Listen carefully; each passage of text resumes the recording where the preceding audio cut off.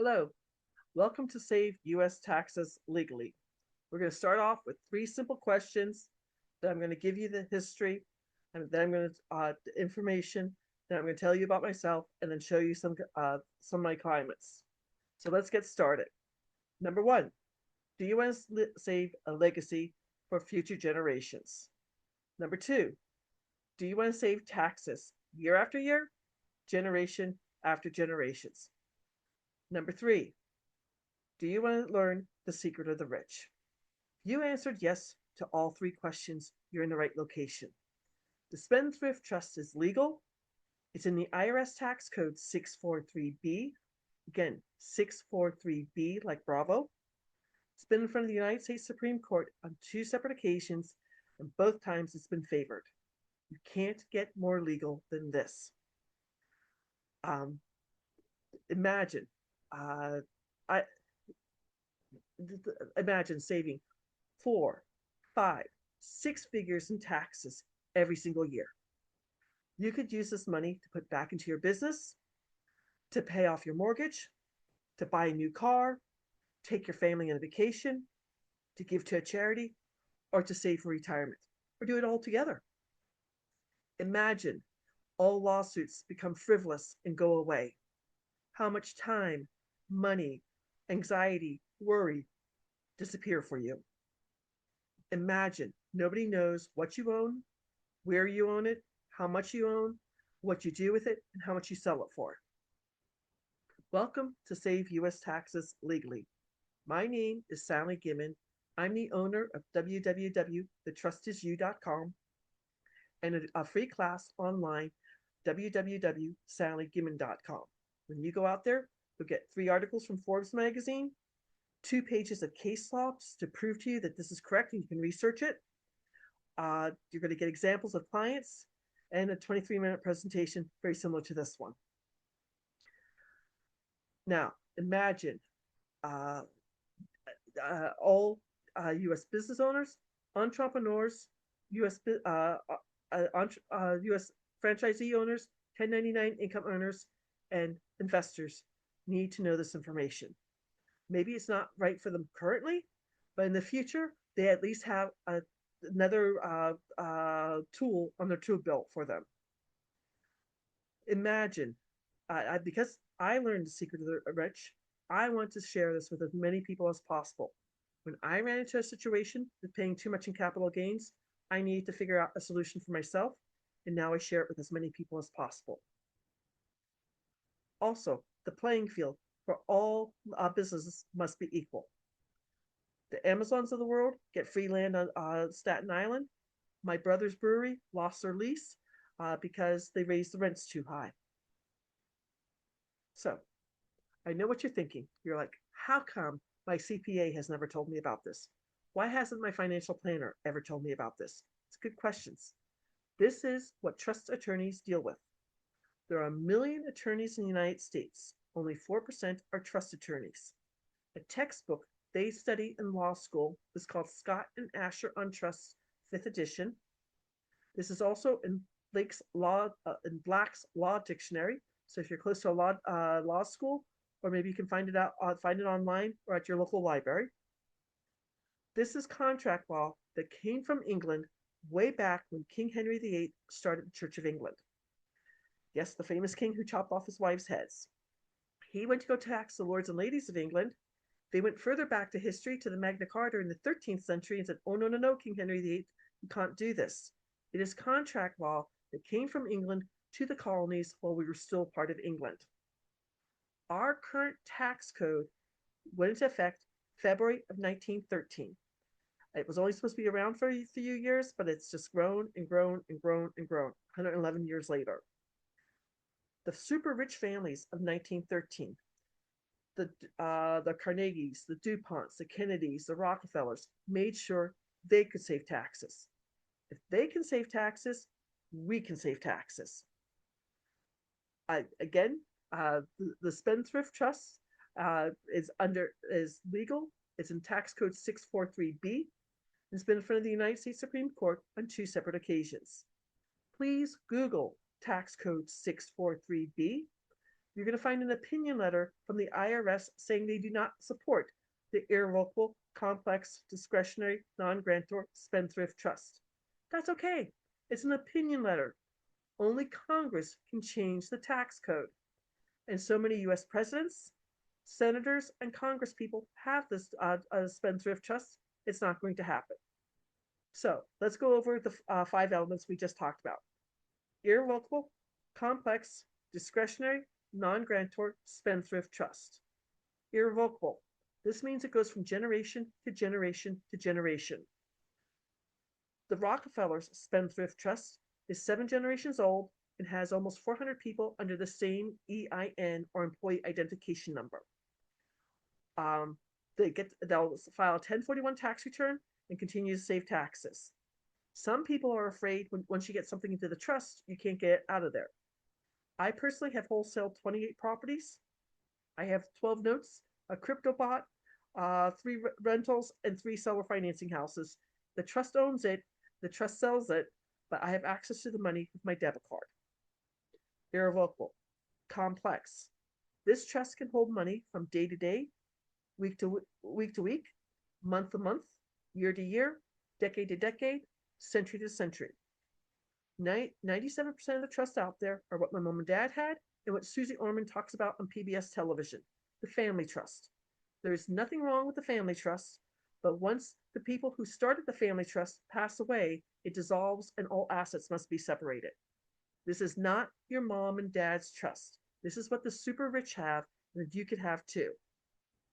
Irrevocable, complex, discretionary.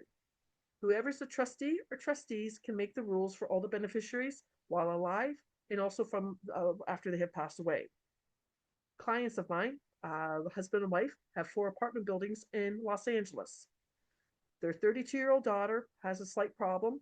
For her to live rent-free in one of the apartments, she must pass 4 random drug tests per month or be kicked out. She actually took her mom and dad to federal court to say this was unconstitutional. The judge read over the trust and he said to her, you have 2 options. 1, pass the drug test and live rent-free, or 2, move out and start paying rent. Your choice. I don't want to be invited to their house for Thanksgiving. Irrevocable, complex, discretionary, non-grantor. Again, when you start this trust, someone who's not a beneficiary or trustee will be the grantor. They're going to be the settlor or the grantor of the trust. You will need their social security number. They will set up the trust, then they will sign themselves away. This makes it 100% private. Back to the family trust. My mom and dad were the grantors. After they pass away, the trust dissolved. Irrevocable, complex, discretionary, non-grantor, spendthrift. Like I said, the Spendthrift Trust has been in front of the United States Supreme Court both occasions, and both times it's been favored. You can't get more legal than this.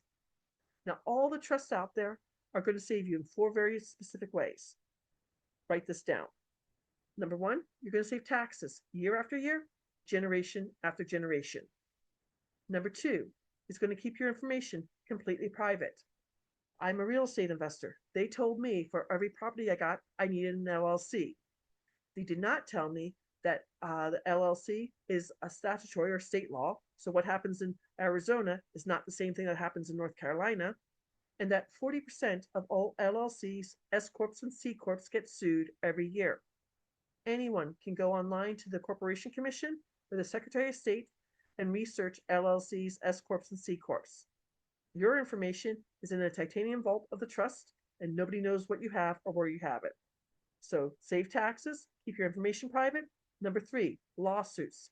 All lawsuits become frivolous and go away. True story. One of my clients has 100 doors in Chicago. Last summer, I have not seen his RV, but knowing Patrick, it's a $250,000 RV. Couldn't slow down for traffic, hit the car in front of him, that pushed her into the car in front of him, in front of her. His insurance card showed the trust's name. Patrick's Illinois driver's license showed Patrick's name. 6 weeks after the accident, he gets a lawsuit for $500,000 for pain and suffering. Only thing he had to do was take the first page of his trust, send it to the attorney, and it went away. Frivolous. he called to tell me about this. I'm saving him rental income taxes. I'm saving him lawsuits. And now just saved him a $500,000 lawsuit. He's like, thank you for telling me about the trust. So save taxes, keep your information private, all lawsuits become frivolous. And then the fourth option is if you, it's a little bit late, but you don't have to do the 2024 Corporate Transparency Act from the Treasury Department. Please, it's December 23rd. If you haven't done the paperwork, you have until December 31st to do it, or you could be fined $10,000 and or 2 years in jail. Yikes. Now, so we talked about the trust. A little bit about myself. Whoops, you don't want to see that. I should have had my my thing set up. Please forgive me. I don't have this done correctly.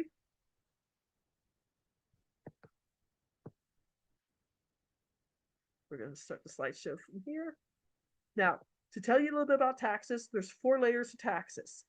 Single, there's 4 ways to file your taxes. Single, which is the most expensive way. Head of household. Married jointly, the cheapest way. And married separately. There's 7 different layers of taxes. The more money you make, the more money you pay. My personal story. My watershed month was October 2018. 3 major things happened to me. I'm living in Phoenix, Arizona. I'm working as a Medicare broker, and my oldest nephew is getting married in Charlotte, North Carolina. You know anything about Medicare? Open enrollments from October 7th to December 5th. Anyone can change their policies. I'd worked for the company for more than a year. I had not taken a vacation, and I requested the Friday before the wedding and the Monday after the wedding off, and they said no. Wasn't happy. 4 days after that, I'm driving my brand new 3-week-old sports car with a moonroof. Needed that in Phoenix at that night. I'm going to work at 7 o'clock in the morning. I'm on a major east-west road, Indian School Road, going to work. Second car through on a green light. Some idiot runs the red light. T-bones me on my passenger side. Thank God I'm not injured, but he had no insurance. My uninsured motorist coverage did not cover the car loan, and I was upside down. All of a sudden, I needed a second car loan, and I'm eating ramen noodles twice a week, just like I did in college, and I'm 53 years old. Not happy. Third thing that happened. My mom and dad, who lived in Goodyear, Arizona, drove from Goodyear, 25 miles west of Phoenix, drove from Goodyear to Charlotte for the wedding, and we're supposed to be gone for 2 weeks. Thursday before the wedding, my dad calls me to say that my mom's in the emergency room. They're not sure what's wrong. I worked on Friday before the wedding until 8 o'clock at night, drove myself to Sky Harbor Airport, took a red eye from Phoenix to Charlotte. Next morning, family tradition, we go off to IHOP for breakfast. And then my dad took me to the hospital to see my mom. I walked in on the priest giving my mom last rites. I did not know she was so sick. She ended up having septic of the blood or blood poisoning. It got into her pacemaker, so she had to have open heart surgery to have that removed and another one put in. She was on a ventilator for 13 months, in a hospital for 15 months, and my dad stayed with my mom for 9 months in Charlotte until she got strong enough to come back to the Phoenix area. They had planned to be gone for 2 weeks. Once a week, I was going out to their house to do the mail, to send it to him. And the first week of December, there was a letter that was 27 pages thick. I opened it up, and it's my mom's Medicare statement saying the emergency room and 1 month on a ventilator was $72,000. My dad was a retired military. They had TRICARE for life. Everything was being done for my mom. Everything was being paid for. She was good. I'm standing in their kitchen. I have a $10,000 deductible. My car accident back in October, I wasn't injured. Thank God no one called the ambulance. I have a mortgage. I have student loans because I went to graduate school. I have 2 car loans. I have credit card debt, and I hate my job. Right then and there, I called my friend Glenn on my cell phone. He had invited me to a real estate meeting in August, and I said, I need to change my life today. Glenn's like, Sally, next Saturday, we're having a Christmas potluck dinner. Get a $5 gift, bring some food, and meet my fellow real estate investors. I don't know about y'all, but that's not my idea of fun. I go ahead, I get the $5 gift, I go to the party. It was the best decision of my life. I met my mentor, Jay Tannenbaum, and in 2019, I wholesaled 7 bank-owned properties nationwide, paid off $184,000 in debt, and I the rock star in my real estate group. I knew about capital gains and I had $50,000 sitting in my bank account. On April 4th of 2020, the start of COVID, my CPA called me to say, Sally, you need to come into the office.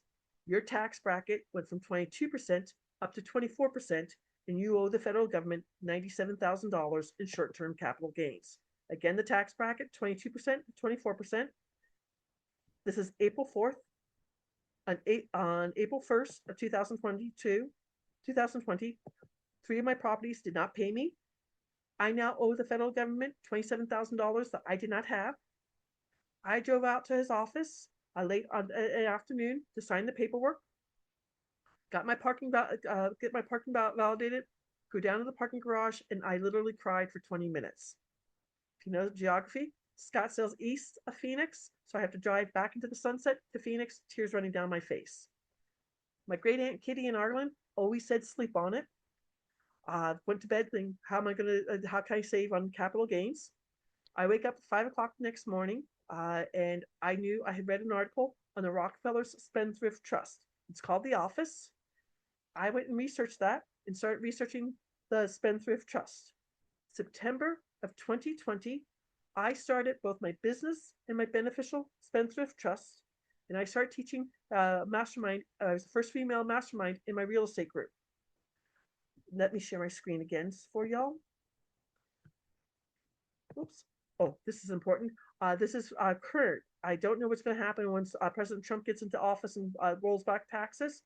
But if you're making $100,000 a year, this is how much it's going up for all the four different ways to file: single, head of household, married, jointly, and married separately.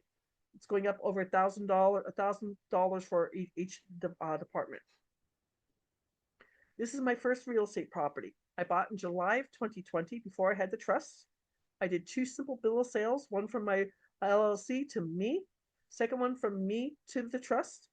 I got them notarized at my bank. Had $10 in my wallet, so consideration was made. And then I scanned them and sent them to the attorney in Raleigh, North Carolina.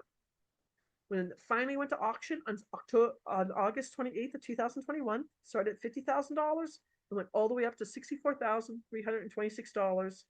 Without lifting a hammer, I made $44,326 my first property. At 24%, I saved $10,368 on that one property. I've done 28 wholesale deals since then. I have 12 notes. I have a crypto bot. I have 3 seller financing houses and 3 rentals in my portfolio at this time.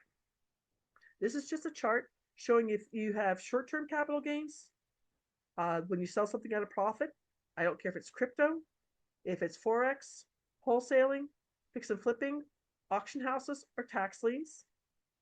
Interest income is passive income. So if you have passive income, you're in mutual funds, in a REIT, doing subject to real estate, the BRRRR strategy, notes like I have, seller financing or creative financing, that's going to be interest income taxes. Dividend income taxes, if you're in the stock market, you're a day trader, an options trader, futures trader, or commodities trading. Rental income taxes, if you have short-term rentals like Airbnb, vacation rentals, 5 doors, 10 doors, 20 doors, multifamily, apartment buildings, commercial property, or you're doing Airbnb arbitrage or rental arbitrage. And then royalty income taxes. If you have talent, like an actor and actress, author, or actor, you're in the NFT world, copyrights or patents. It's just an example. If you make $50,000 in profit, how much you would pay at each tax bracket. For me, at 24%, it would be $12,000. I have several clients who are at 37%, and they're saving $18,500 each time they do a wholesale deal or a fix and flip. Congratulations to them. This is all for the beneficial trust. The 5 taxes you save in the beneficial trust are short-term and long-term capital gains, interest income, dividend income, rental income, and royalty income taxes. Now the business trust.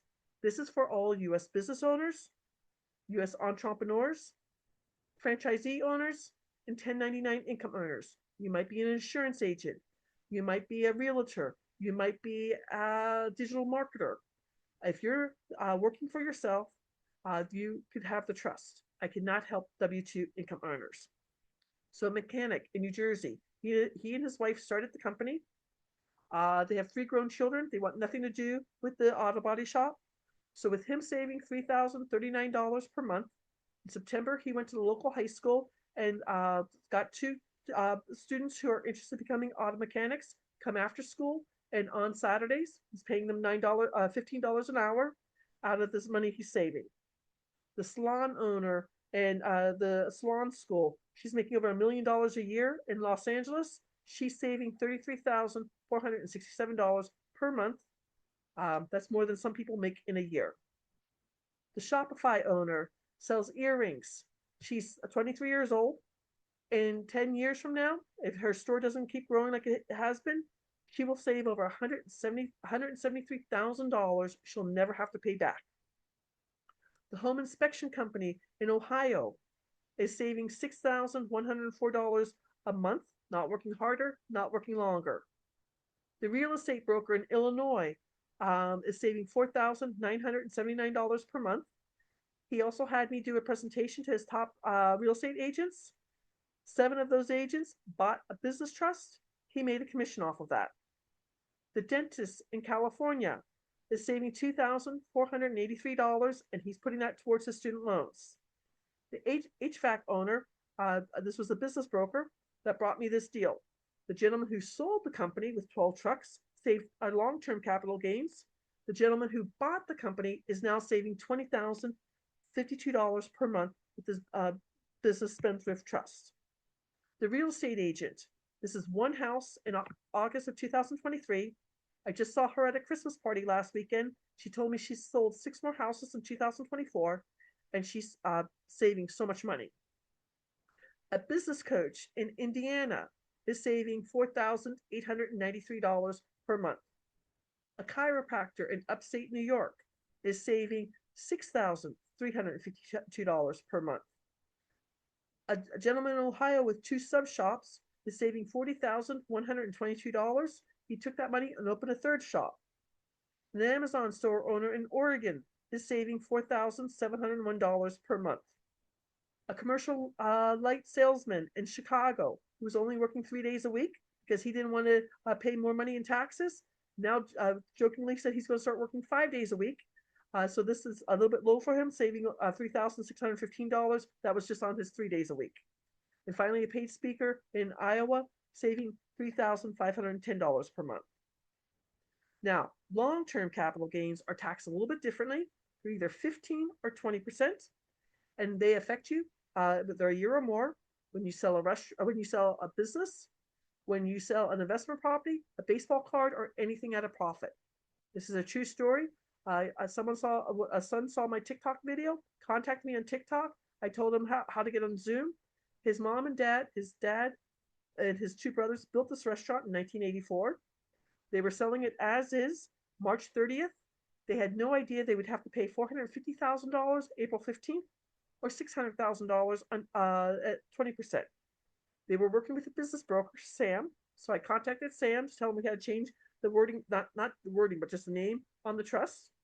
Sam's like, I make 1099 income. He makes quite a bit, almost $900,000 a year. He got the business trust. I told him about my affiliate program. He tells Michael, the gentleman who's buying the restaurant, it's going to be his 7th restaurant, how he can save federal and state income taxes. And Michael buys a trust, and Sam made a commission on that. This is my favorite story. Local pizzeria here in the area. Last March, I took my friend Ingrid door knocking on a cold, blustery March day. We showed up at 2 o'clock in the afternoon to get New York style white pizza. Sat there and chit-chatted for 2 hours. As we get up to leave, the owner, Mario, asked me to come in a week later to meet him and his wife, Marianne. They were doing their 2022 taxes. They knew between the 2 locations, they were making about $15,000 gross or $180,000 per year. They're at 22% tax rate. Federal taxes, I told them they could save between 90% to 95%. So we used 90%. They were going to save $27,193. Add in North Carolina state income taxes, an extra $7,710 for a full year. they would save $34,903. 2024, they opened up a third location closer to my house. Can't go in there because they keep giving me free food. And in 2025, they're going to open up a fourth location. When they retire in 3036, they're leaving 2 locations to one grown adult child and 2 pizzerias to another child, adult child. They will pay no inheritance tax. They will have no, and they will continue to save federal and state income taxes. Now, my mom grew up food insecure in Ireland. My grandfather died December 1939. I can palm a basketball, and my mom's fingers were an inch longer than mine. So I give $100 in her name. St. Mary's Food Bank is the oldest food bank in the United States. If you need to reach out to me, I'm inviting you to set up a 30-minute tax breakthrough session with me at www.thetrustisyou.com/scheduling, or please go out to my free class on the Great Discovery at www.sallygimmon.com. Like I said, this is not taught in schools. If you're making at least $80,000 a year or you're a serious investor, you need to know about this. Thank you for coming and watching my presentation. I hope you and your family have a beautiful Merry Christmas, Hanukkah, Kwanzaa, and everything else. Take care and start saving taxes for 2025. Bye-bye.